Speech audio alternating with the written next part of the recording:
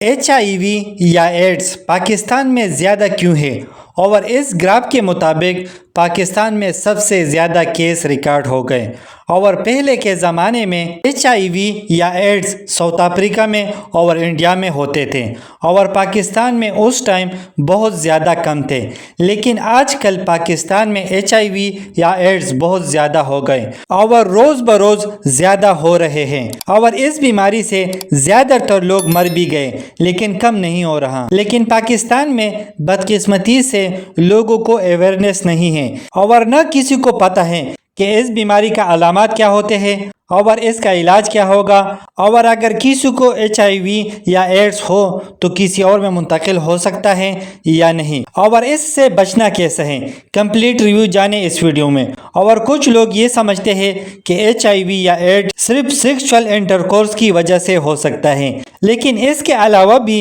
HIV یا AIDS ہو سکتا ہے، یعنی بچوں کو بھی ہو سکتا ہے اور خواتین کو بھی ہو سکتا ہے۔ اب بات کرتے ہیں کہ HIV کیا ہے۔ تو ہیومن ایمونو ڈیفیشنسی وائرس، اور جب بھی کسی کو HIV لگ جائے تو یہ ہماری ایمونو سسٹم پر حملہ کرتے ہیں، یعنی وہ سسٹم جو ہمیں بیماریوں سے بچاتی ہے، اور جب بھی ہماری باڈی میں انفیکشن انٹر ہوتا ہے تو ہماری امیونٹی سسٹم اس کو انٹر ہونے نہیں دیتا اور باڈی سے کل آؤٹ کرتی ہے، اور جب کسی کو HIV ہو جائے تو ان کا وائٹ بلڈ سیل کم ہو جاتا ہے، جس کی وجہ سے اس انسان کو ہر قسم کی بیماریاں ہوتی ہیں۔ اور اگر HIV کا ٹیسٹ نہیں کرایا جائے یا اگر اس کا علاج نہیں کرایا جائے تو یہ HIV کنورٹ ہو جاتی ہے ایڈز میں۔ اب بات کرتے ہیں کہ ایڈز کس وجہ سے ہوتی ہے، یعنی کس وجہ سے ایڈز لگتی ہے۔ تو ایک بات یاد رکھیں کہ جب مرد مردوں کے ساتھ بدپلی کرتے ہیں تو اس کی وجہ سے ایڈز ہوتی ہے، اور اس کے علاوہ جتنے بھی بدکاری کے اڈے ہیں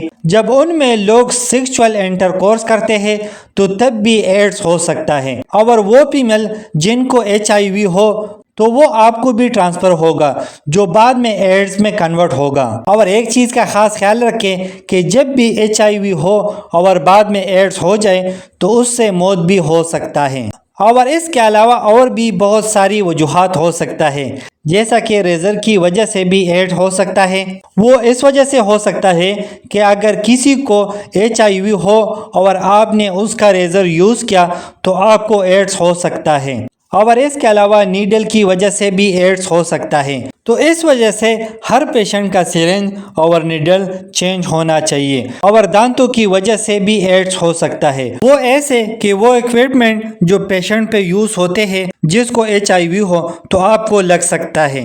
اور آپ کو کم از کم 6 ماہ کے بعد اپنا HIV ٹیسٹ کرایا کریں، اور اگر HIV ہو تو فوراً علاج کریں۔ تو امید کرتا ہوں کہ کچھ نیا سیکھنے کو ملا ہوگا۔ لائک کرنا، شیئر کرنا، اگر کوئی سوال ہو تو کمنٹس کرنا، اگر چینل پہ نیو ہو تو سبسکرائب کرنا۔